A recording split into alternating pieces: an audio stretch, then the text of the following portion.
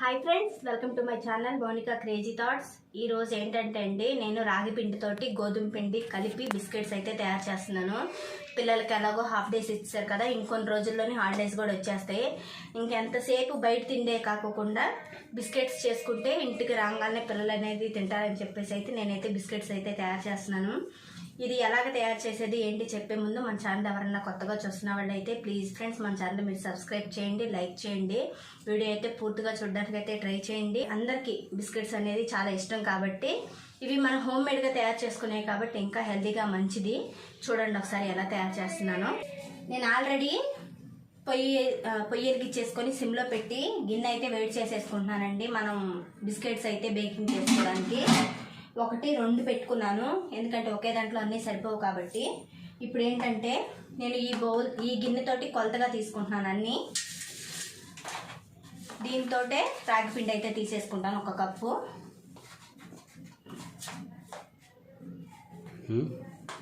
దీంట్లో కాదు ఎంటకారం ఆగు. ఇదిగోండి 1 కప్పు అయితే రాగి పిండి తీసేసుకున్నాను. ఉట్టి రాగి పిండి అయితే కొంచెం పిల్లలు అనేది కొంచెం కలర్ బ్రౌన్గా వస్తాయి కాబట్టి ఇష్టం ఉండదు.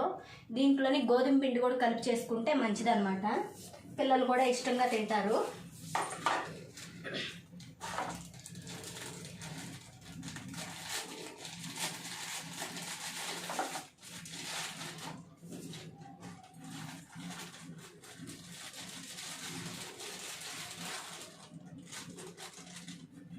ఒక కప్ అయితే రాగి పిండి, 1 కప్పు గోధుమ పిండి తీసేసుకున్నానండి, సరిపోతుంది.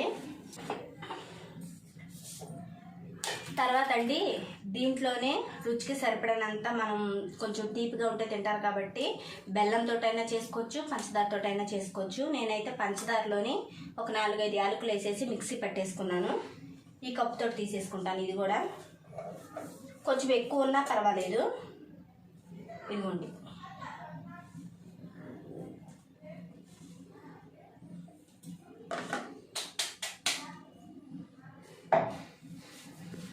అలాగే దీంట్లోని 1 చిటికెడు సాల్ట్ అయితే వేసేసుకుంటున్నాను. ఇదిగోండి, ఎక్కువ వేసుకుంటే టేస్ట్ అనేది కొంచెం మారిపోతుంది, లైట్గా ఉండి లేనట్టుగా వేసుకోవాలి. అలాగే ఇంకోటి ఏంటంటే దీంట్లోని ఇది ఆప్షనల్, మీకు ఇష్టమైతే వేసుకోవాలి లేదంటే లేదు. కొంచెం క్రిస్పీగా రావాలి అంటే కొంచెం ఎక్కువ కదండి, 1 చిటికెడు వంట సోడా వేసేసుకుంటున్నాను.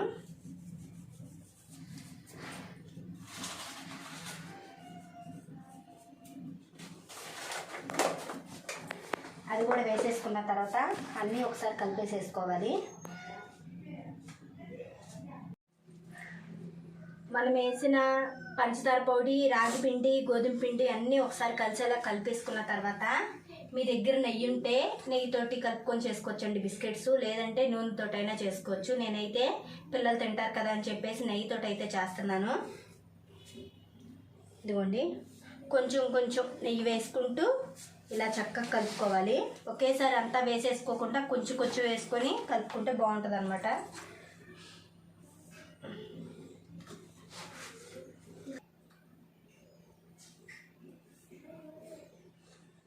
హెల్త్కి కూడా ఇవి చాలా మంచిదండి, పెద్దవాళ్ళు కూడా చాలా చాలా మంచిది, బలం అనమాట రాగి పిండి అనేది.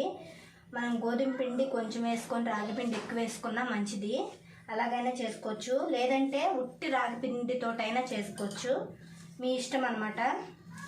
నేనైతే 2 మిక్స్ చేసి చేస్తున్నాను.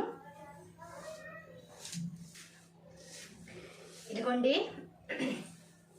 నేను వేసుకున్న నెయ్యి అయితే కరెక్ట్గా సరిపోయింది. ఇదిగో ఇలాగైతే కలుపుకోవాలి, మనకి ఉండొచ్చేటట్టుగా ఇలా కలుపుకోవాలి. ఇలా కలిపేసేసుకున్న తర్వాత మొత్తం ఒకసారి రౌండ్ ఉండలాగా చేసేసుకుంటాను, మొత్తం ముద్దలాగా. ఇదిగోండి, ఈ ప్లేట్స్లో అయితే పెట్టేసుకుంటాను. ముందుగా అయితే కొంచెం నూనె కానీ నెయ్యి కానీ వేసేసుకొని మొత్తం స్ప్రెడ్ చేసేసుకోవాలి.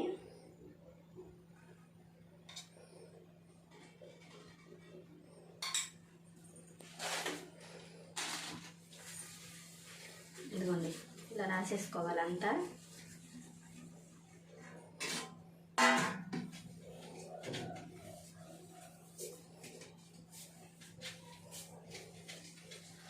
రాసేసుకున్న తర్వాత కొంచెం అంత గోధుమ పిండి వేసేసుకొని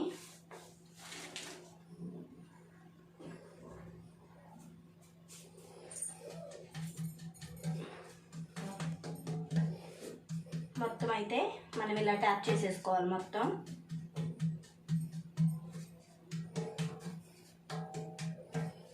ఆ ఎగస్ట్రా ఉన్న పిండి తీసేసేయాలి.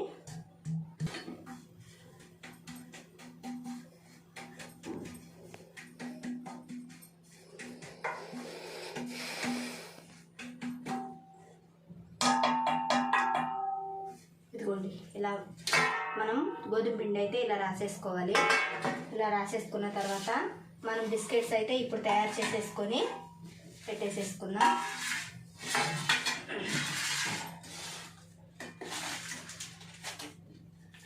ఇదిగోండి చక్కగా ఇలా తీసుకొని ఇలా బాల్స్ లాగా చేసుకొని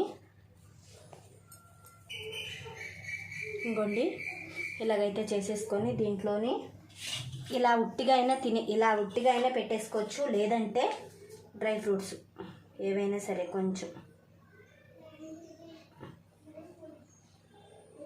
చూసారా ఇలా చేసేసుకొని అన్నీ రెడీ చేసేసుకోవచ్చు. ఇదిగోండి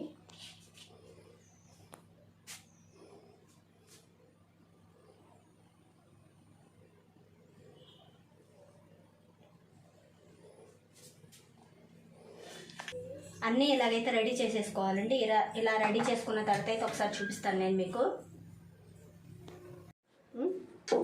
ఇదిగోండి 2 ప్లేట్స్ అయితే ఇలా అయితే రెడీ చేసేసుకున్నాను బిస్కెట్స్ అన్నీ. ఇంకా ఇదైతే మిగిలింది పిండి, ఇదైతే మళ్ళీ వాయిలో పెట్టేసేసుకుంటాను. ప్రస్తుతానికి 2 అయితే పెట్టేస్తాను. పొయ్యి కూడా చక్కగా గిన్నె కూడా వేడైపోయింది.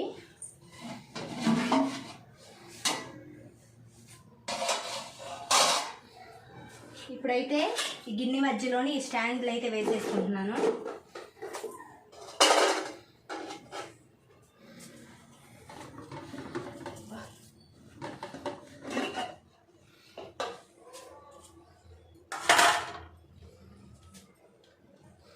వేసేసుకొని ఇదిగోండి ఇదైతే మధ్యలోకి మనం ఇలా పెట్టేసుకోవాలి. గిన్నె అయితే బాగా వేడిగా ఉంది కాబట్టి చూసుకొని జాగ్రత్తగా పెట్టుకోవాలి. ఇదిగోండి ఇది కూడా అలా మధ్యలో పెట్టేసేసుకొని మూత అయితే పెట్టేసేసుకుంటున్నాను.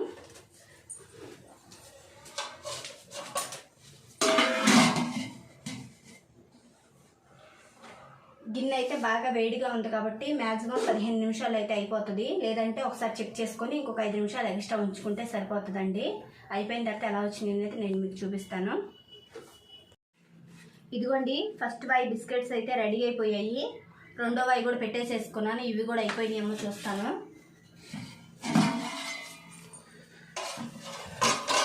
ఇవి కూడా చక్కగా ఉడికిపోయాయండి. తీసేసుకుంటాను ప్లేట్ని అయితే.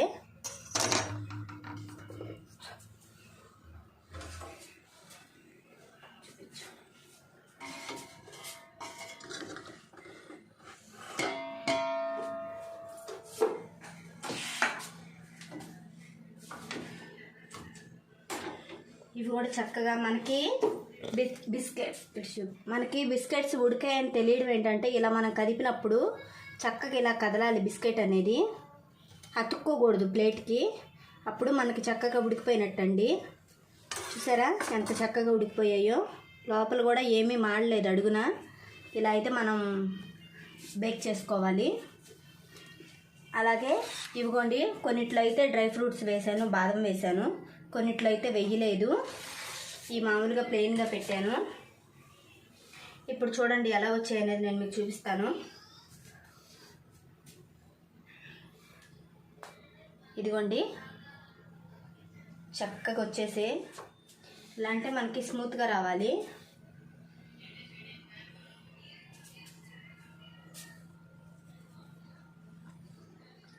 టేస్ట్ కూడా చాలా బాగుందండి. నెయ్యి వేసాం కదా, నెయ్యి వేయడం వల్ల టేస్ట్ అయితే ఇంకా చాలా చాలా బాగుంది. నోట్లో వేసుకుంటే చక్కగా కరిగిపోతున్నాయి. మనం ఇంట్లోనే చేసుకోవడం వల్ల పిల్లలకి సమ్మర్ టైంలోనే బయట ఫుడ్ ఎక్కువ పెట్టుకోకుండా ఇంట్లో తిన్నట్టు ఉంటుంది. హెల్తీగా ఉంటారు. అలాగే మన చేతులతో మనం చేసి పెట్టామన్న తృప్తి అనేది మనకు ఉంటుందండి. ఇలాగే ఇంకా వీడియోస్ చేస్తూ ఉంటాను, పిల్లలకు సంబంధించినవి కానివ్వండి, ఇంట్లో తయారు చేసేవి. మన వీడియో అయితే పూర్తిగా చూడండి. అలాగే మన ఛానల్ ఎవరైనా కొత్తగా చూస్తున్న వాళ్ళు అయితే ప్లీజ్ ఫ్రెండ్స్ సబ్స్క్రైబ్ చేయండి, లైక్ చేయండి. వీడియో ఎలా ఉందనేది నాకు కామెంట్ సెక్షన్లో కామెంట్ చేయండి. వీడియో కనుక నచ్చినట్లయితే మన ఛానల్ మీరు మరొకసారి చెప్తున్నాను, సబ్స్క్రైబ్ చేసుకోండి. ఇదే ఫ్రెండ్స్ వీడియో అయితే బాయ్.